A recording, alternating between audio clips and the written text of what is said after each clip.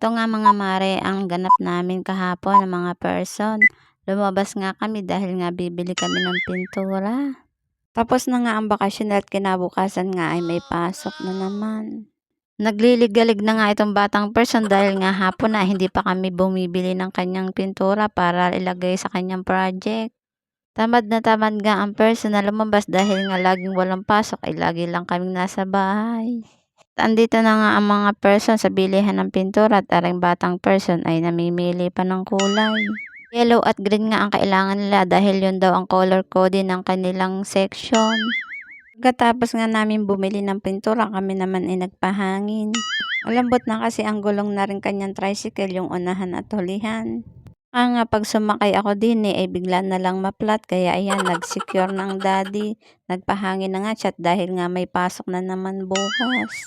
No nga lagi ang tricycle ng daddy dahil nga marami